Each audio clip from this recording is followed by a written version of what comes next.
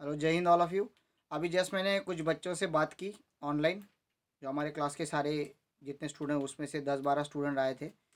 And they suggested me कि sir zoom में क्या है, रेंज अगर टूट गई तो हमारा पूरा डिस्कनेक्शन हो जाता है। कभी कभी 1 मिनट के लिए भी रेंज गई तो वो पूरा लिंक टूट जाता है और हम उसको बाद में देख भी नहीं सकते। और जूम का जो रिकॉर्डिंग है अगर वो मैं यूट्यूब पे शेयर करता हूँ तो थोड़ा सा गैप होता है बीच में, रफ करना, बोर्ड रफ करना, एग्जाम्पल लिखना, उसमें भी टाइम वेस्ट होता है। और लिमिटेशन ये है 40 मिनट्स की मीटिंग हम रखेंगे, उसमें से 10 मिनट तो ज्वाइनिंग का लग जाते हैं।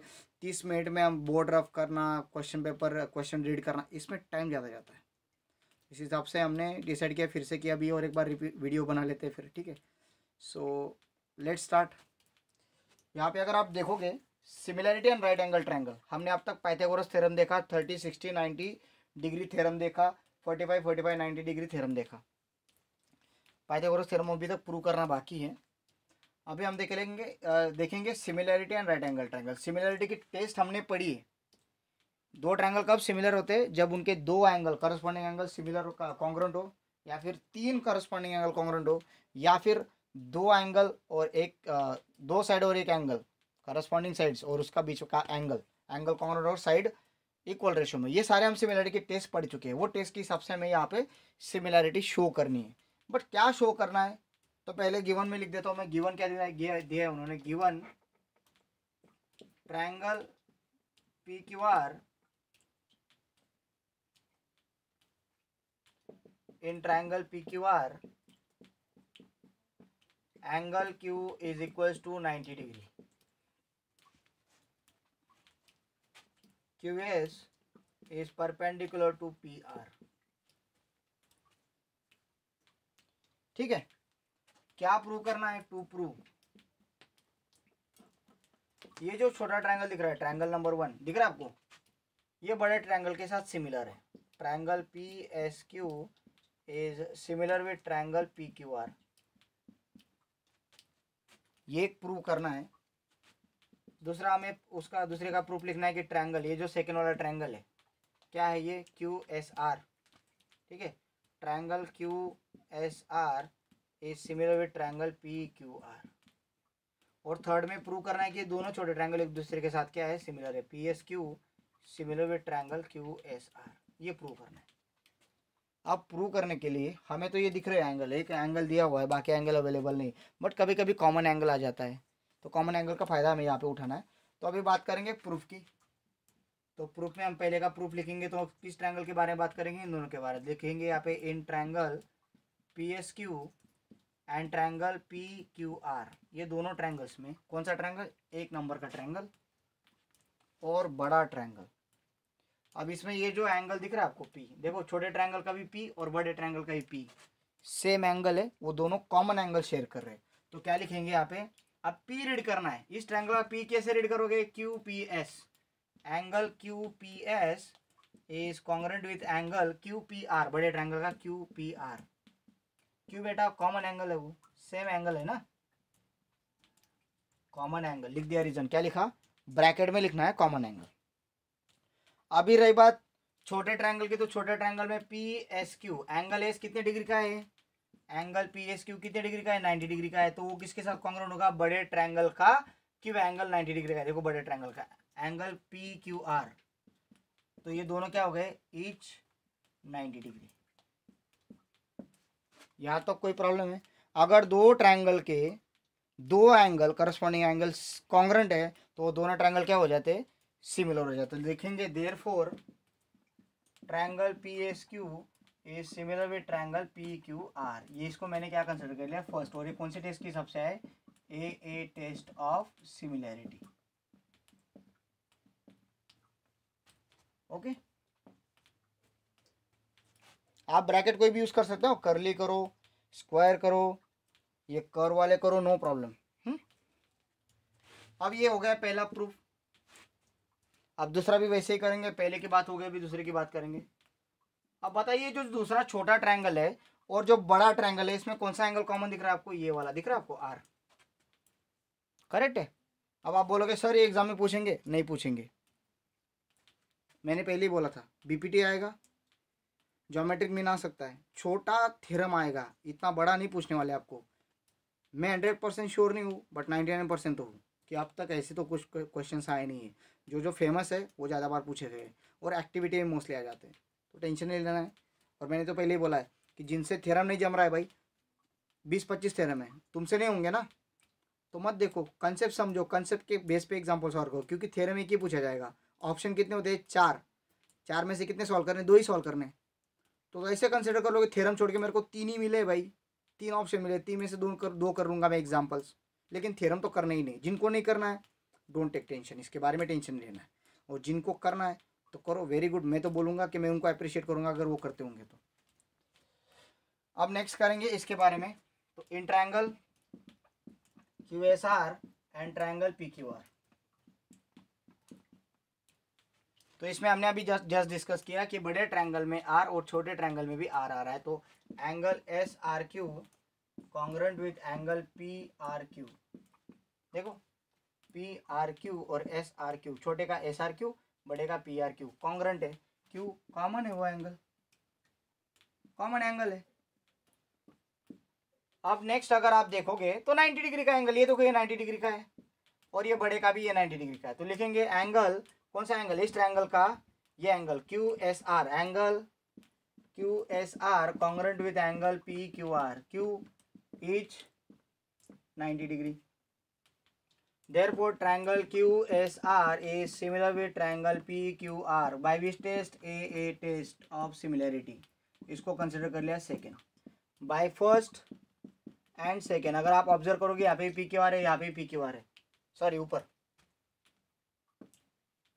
PQR है। अगर ये ट्रायंगल PQR के साथ सिमिलर और ये भी ट्रायंगल PQR के साथ सिमिलर, मीन्स ये दोनों ट्रायंगल एक दूसरे के साथ क्या होंगे? सिमिलर होंगे। Therefore by first and second, by transitivity test क्या लिखेंगे? Triangle PSQ is similar with triangle QSR। क्या रीजन लगोगे? ट्रांजिटिविटी प्रॉपर्टी, टेस्ट नहीं है, ट्रांजिटिविटी प्रॉपर्टी।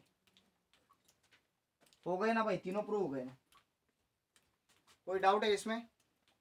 चलो फिर नेक्स्ट देखते हैं, ज्योमेट्रिक मीन थ्योरम। अब ज्योमेट्रिक मीन जो वर्ड है वो सबको पता है कि अगर कोई कंटिन्यूड प्रोपोर्शन होता है A/B = B/C, ये अगर कोई कंटिन्यूड प्रोपोर्शन है तो B को हम क्या बोलते हैं? ज्योमेट्रिक मीन बोलते हैं, ठीक है। तो यहाँ पे इसका मीनिंग क्या होता है कि ये A/C अगर क्रॉस मल्टीप्लाई करें A/C, तो ये B क्या बन जाएगा? B² बन जाएगा। तो अगर किसी नंबर का स्क्वायर दो नंबर का प्रोडक्ट हो तो वो नंबर उन दोनों का क्या हो जाता है? ज्योमेट्रिक मीन हो जाता है। आगे जाते फिर अभी यही कि ज्योमेट्रिक मीन थ्योरम आपको पढ़ना है। इसमें अगर कोई राइट एंगल ट्रायंगल है, जैसे ट्रायंगल ABC, एक राइट एंगल ट्रायंगल है, दिख रहा है आपको? Triangle ABC is right angle triangle, B angle उसका 90 डिग्री का है, और अगर मैं यहाँ से कहाँ पे परपेंडिकुलर निकालूं? हाइपोटेन्यूज पे BD, तो क्या होता है? जो परपेंडिकुलर मैंने निकाला है from hypotenuse, from the opposite side of opposite vertex of hypotenuse, उसका अगर मैं स्क्वायर करता हूँ तो वो प्रोडक्ट होता है। किसका प्रोडक्ट? ये दोनों टुकड़ों का मल्टीप्लिकेशन होता है। अब इसका यूज़ क्या है? सिंपल है ना, इसकी वैल्यू दे देंगे, इसकी वैल्यू दे देंगे, इसकी वैल्यू पूछ लेंगे, इक्वेशन है ना वो, इसको प्रूव कर लेते हैं। प्रूव करके आप हर टाइम लिखो theorem of geometric mean, theorem of geometric, जहाँ जहाँ पे जरूरत है वहाँ पे यूज़ करेंगे, ठीक है। आगे जाते फिर प्रूफ लिखते समय हमें similarity and right angle triangle जो हमने पीछे पढ़ा थ्योरम जस्ट, उसका यूज़ करना है। तो लिखेंगे यहाँ पे कि इन ट्रायंगल, अभी देखो ये BD है, BD यहाँ पे दिख रहा है आपको, ये CD है और ये AD है, तो ये दोनों ट्रायंगल ले लेंगे छोटे छोटे, तो आपको साइड भी आ जाती है ना उसकी, और भी आ जाती है। In triangle ADB and triangle BDC,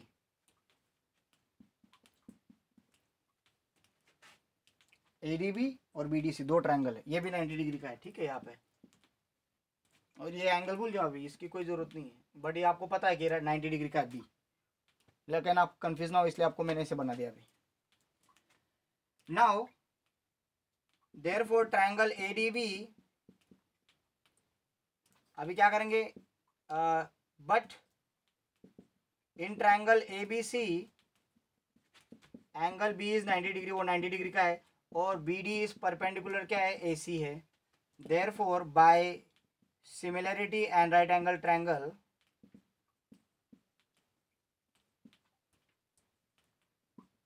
क्या लिखोगे आप लोग? ये जो दोनों छोटे ट्रायंगल होते हैं एक दूसरे के साथ क्या होते हैं? सिमिलर होते हैं, बस इतना ही लिखना है आपको। ये कंडीशन तो दी है कि एक ट्रायंगल ABC में बी एंगल 90 डिग्री का और बी डी परपेंडिकुलर है किस पे, हाइपोटेन्यूज पे। इसके हिसाब से similar and right angle triangle जो हमने अभी पढ़ा, similar and right angle triangle का जो कंसेप्ट हमने पढ़ा, उसके हिसाब से दोनों क्या हो गए, सिमिलर हो गए। अगर दोनों सिमिलर हो गए तो उनकी साइड क्या होंगी, इक्वल रेशियो में होंगी। ठीक है, triangle A D B similar with triangle B D C. तो ये मैं फिर से लिख रहा हूँ, triangle A D B similar with triangle B D C. अब यहाँ से आपको देखना है। ठीक है, अब यहाँ पे ये साइड है ए डी, इसके नीचे आएगी side B D, is equal to, अभी ये साइड है डी बी, इसके नीचे साइड आएगी डी सी। अब हमारे पास डी सी नहीं है लेकिन सी डी है कि नहीं प्रूफ में, तो डी सी को मैं सी डी लिख सकता हूँ क्या, यस। और ये जो डी बी है, ये डी बी दिख रहा है आपको, डी बी को मैं बी डी लिख सकता हूँ, yes. So that is A D, ये कैसे लिखा, C S corresponding side of similar triangle. A D upon B D is equal to, इसको मैं बी डी लिख रहा हूँ, बी डी अपॉन, इसको मैंने सी डी लिख लिया, डी सी सी डी चलता है। ठीक है, अब ये बी डी उधर जाएगा, सी डी इधर आ जाएगा, A D into C D is equal to B D into B D, क्या हो जाएगा, same number multiply same number, B D square, hence prove हो गया प्रूव। यहाँ तक कोई डाउट है? तो चलो अभी इस पे बेस, ये जो दोनों कंसेप्ट पढ़े इस पे बेस हम एग्जांपल्स देखेंगे। देखो पाइथागोरस थ्योरम तो मैंने पहले 7th में भी आपको पढ़ाया था, आपको मीन्स आपके टीचर ने आपको पढ़ाया था, मैंने नहीं पढ़ाया होगा शायद, लेकिन आपके टीचर ने आपको पढ़ाया होगा। सो उसका भी यूज़ हम कर लेंगे, उसके भी एग्जाम्पल्स देख लेते ताकि फिर थ्योरम बाद में देखेंगे। Okay, so let's go. Practice set 2.1 question number 2। अगर आप इसमें देखोगे तो एक ट्रायंगल दिया गया है और इसमें एम क्यू का मेजरमेंट दिया है। एम क्यू का मेजरमेंट कितना है, 9 है, और क्यू पी का मेजरमेंट है 4, और आपको एन क्यू का मेजरमेंट पूछा है। कौन सा थ्योरम लगेगा भाई, अभी जस्ट पढ़ा हमने, थ्योरम ऑफ ज्योमेट्रिक मीन। तो लिखेंगे इन ट्रायंगल, सॉल्यूशन में एन क्यू फाइंड करना है हमको, सॉल्यूशन में in triangle M N P angle N is 90 degree, जो जो गिवन है लिख लेंगे एक बार। ठीक है, okay, N Q is perpendicular to M P, therefore N Q square is equal to M Q multiply by Q P. देखो M Q N Q problem हो रहा है, ये लिख रहा हूँ तो वो ध्यान दे के देखो, नहीं तो गड़बड़ हो जाएगी फिर। N Q square equal to M Q into Q P, ये क्या है, थ्योरम ऑफ किसके हिसाब से, थ्योरम ऑफ ज्योमेट्रिक मीन के हिसाब से मैंने ये लिखा। ठीक है, अब यहाँ पे जो जो वैल्यूज है पुट करो, N Q square is equal to M Q की क्या वैल्यू है 9, एन क्यू की वैल्यू है, एन क्यू क्यू पी की वैल्यू है 4, N Q square equal to 36। So N Q equal to कितना आएगा भाई, 6 यूनिट। बस इजी था, 2 मार्क्स के लिए पूछा जा सकता है, करके रखो, 2 मार्क्स के लिए आएगा। ठीक है, आगे जाते हैं, 2 या फिर 1 मार्क्स के लिए भी आ सकता है। फिगर को ऑब्जर्व करो, कौन सा टाइप का थ्योरम दिख रहा है आपको, एक ही थ्योरम तो पढ़ा अभी, वो पहले का कंसेप्ट तो कंसेप्ट है सिर्फ, उसका बाद में यूज है। थ्योरम ऑफ ज्योमेट्रिक मीनिंग लगेगा, क्या पूछा है आपको, क्यू आर की वैल्यू पूछी है, क्यू एम दिया है 8, पी एम दिया है 10, किसकी वैल्यू पूछी है, क्यू आर की। क्यू आर की वैल्यू कैसे निकलेगी, क्यू एम की वैल्यू अगर पता है और एम आर की वैल्यू अगर मैं निकाल लेता हूँ तो Q M plus M R करके मुझे क्यू आर की वैल्यू मिल जाएगी। तो मुझे यहाँ पे किसकी वैल्यू निकालनी है, एम आर की। अगर मुझे एम आर की वैल्यू निकालनी है तो मुझे ऑब्वियसली क्या यूज करना पड़ेगा, geometric mean theorem.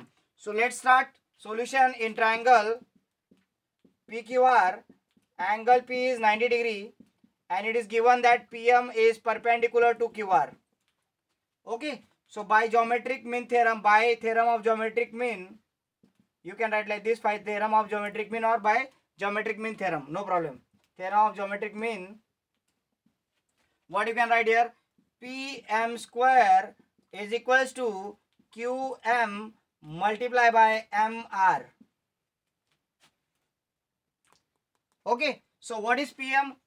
10 square. What is QM? 8 multiply, what is MR? I don't know. Now what is the square of 10? 100. So I will write here 100 is equals to 8 multiply by MR. Now let's send it to the opposite side. 100 divided by 8 equals to MR. Now let's divide 100 by 8. It gives 12.5. ये कैसे आया करके दिखाता हूँ. 100 divided by 8. 8 1 जा 8, कितना बचा 2, ऊपर से आया 0, 8 2 जा 16, कितना बचा 4, अभी ऊपर 0 बचा है क्या, ये 0 तो यहाँ पे आ गया, यहाँ पे लाने के लिए कहाँ से लो, तो पॉइंट रखा 0 लाया, यहाँ पे पॉइंट रखा, कितना बनेगा 40, 8 5 जा 40, कितना आया बेटा आंसर 12.5। ये किसका आंसर है, एम आर का आंसर है। सेंटीमीटर में क्या, नहीं किस में, यूनिट में, तो M R is equal to 12.5 units. But पूछा क्या हमें, क्यू आर पूछा है, बट क्यू एम जो है वो क्यू और आर के बीच में आता है, therefore Q R is equal to Q M plus M R. Okay, just a minute. Okay, 100 equals to 8 into M R, 100 upon 8 equals to M R, इसको solve करके एम आर की value मिली 12.5। तो हमें Q R की value चाहिए, तो Q M plus M R लिखना पड़ेगा। करेक्ट है, क्यू आर की value Q M plus M are. Q M कितना दिया है भाई, दिया था, क्यू एम कितना 8, सो 8 प्लस एम आर की क्या वैल्यू अभी निकली, एम आर की वैल्यू 12.5 कितना आएगा 20.5 यूनिट। किसकी वैल्यू है ये, क्यू आर की वैल्यू है। ओके, तो इस तरह के एग्जांपल्स आपको करते आने चाहिए। आगे देखते हैं, ये कितने नंबर का एग्जांपल था, 3rd नंबर का था। ठीक है, आगे के एग्जांपल्स देखते हैं फिर। वर्ड प्रॉब्लम है 6 नंबर का एग्जांपल। उसमें क्या पूछा है कि अगर कोई स्क्वायर है और स्क्वायर का डायगोनल 10 सेंटीमीटर है, तो उसकी साइड और पेरीमीटर निकालो। तो हमें कोई तो भी स्क्वायर निकालना पड़ेगा ना, तो कंसिडरेशन अपन कोई भी फिगर कर सकते हैं। तो लिख लिया मैंने यहाँ पे एक स्क्वायर लिख लिया, देखो ये लिख लिया ए बी सी डी। अब स्क्वायर की क्या प्रॉपर्टी थी, all side are congruent, all angles are congruent, it means 90 degree आते हैं। हमने कैलकुलेट करके देखिए कि ऑल साइड अगर कॉन्ग्रुएंट, ऑल एंगल्स अगर कॉन्ग्रुएंट आ गए तो 90 आते हैं। ठीक है, डायगोनल कितना दिया है, तो डायगोनल एक की डायगोनल निकालूंगा मैं, 2 निकाल सकते हैं बट अपन एक ही निकालेंगे, क्योंकि हमें एक ही राइट एंगल ट्रायंगल बनाना है, ऐसे खींच के बहुत खिचड़ी नहीं करनी। कितना बन गया 10 सेंटीमीटर। तो हम लिखेंगे कंसिडर, क्या कंसिडर किया, quadrilateral A B C D is square. वो क्या है, स्क्वायर है। ठीक है, and D B is 10 centimetre. D B क्या है, 10 सेंटीमीटर। अगर ये स्क्वायर है, therefore A B is equal to B C is equal to C D is equal to A D होगा। करेक्ट है कि नहीं, सारे साइड क्या होते हैं, इक्वल होते हैं। ये क्या लिखोगे, reason of side of squares equal होते हैं ये, इसलिए साइड स्क्वायर की साइड होने के कारण इक्वल दिखा सकते हैं। अब इनका अगर मैं स्क्वायर करूंगा तो स्क्वायर भी इक्वल आएगा, A B square equal to B C square equal to C D square equal to A D square. Correct है। ये ऐसे क्यों किया बताता हूं। हमें बी डी दिया हुआ है और हमें पूछा है कि इसकी साइड क्या है।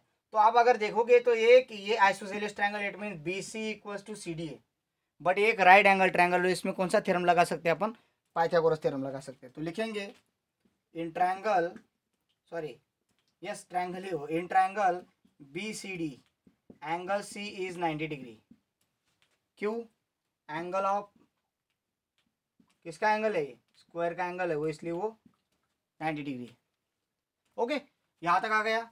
Therefore by Pythagoras theorem, Pythagoras theorem क्या स्टेट करता है कि जो 90 डिग्री के सामने वाली साइड है बी डी स्क्वायर, वो क्या होती है, B D square equals to, बताइए,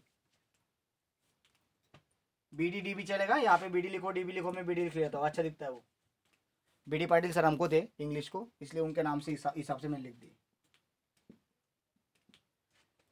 ओके, तो B D square equals to B C square plus C D square. अब यहाँ पे क्या हो जाता है, ज्योमेट्रिक मीन और ये थ्योरम खिचड़ी कर देते हैं। ज्योमेट्रिक मीन अलग है, वहां पे मल्टीप्लिकेशन है, वहां पे उधर की साइड में स्क्वायर नहीं होता। पाइथागोरस में सभी तरफ स्क्वायर रहता है, hypotenuse square equals to remaining side का स्क्वायर करके सम करो। कंफ्यूज नहीं होना है, 2 ही थ्योरम है, नहीं तो कर दो कंफ्यूज। ठीक है, ओके आगे जाएंगे।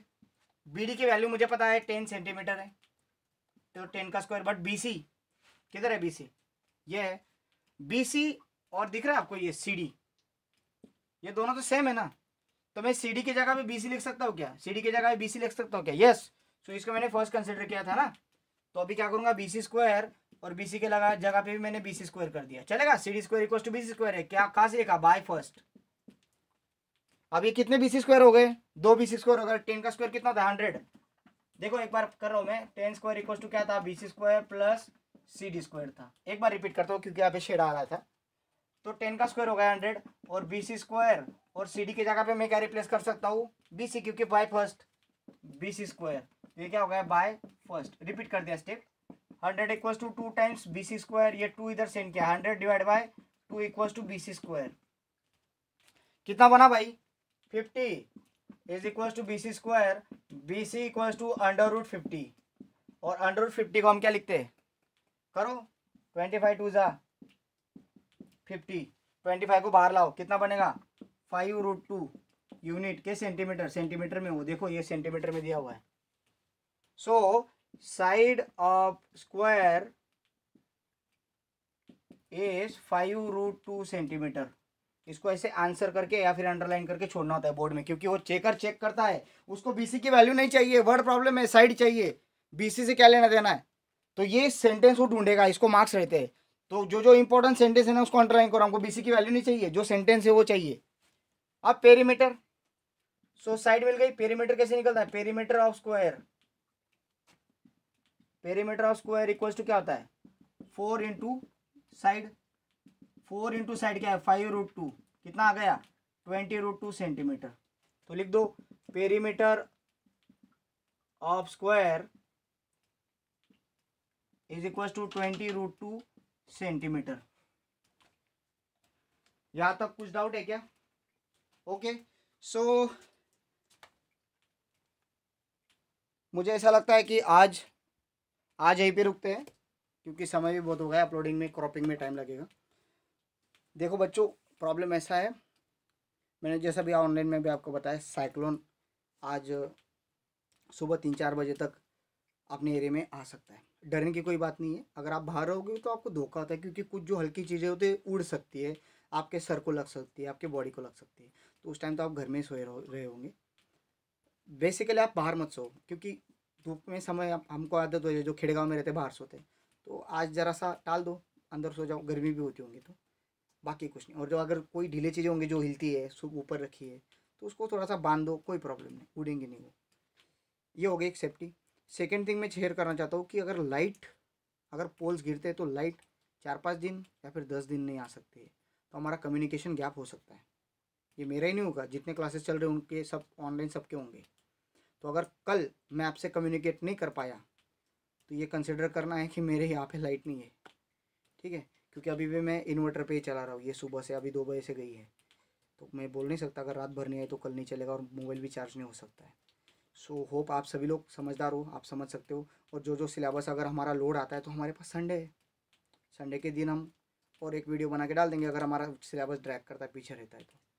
So hope you will understand. देखो बच्चों, स्टडी करो, किसी बात को डरना नहीं है, और नेचर हमारा फ्रेंड है, और ये साइक्लोन का नाम भी नेचर ही है, निसर्ग है, आपको पता है। तो बारिश का एंजॉय करो, ठीक है।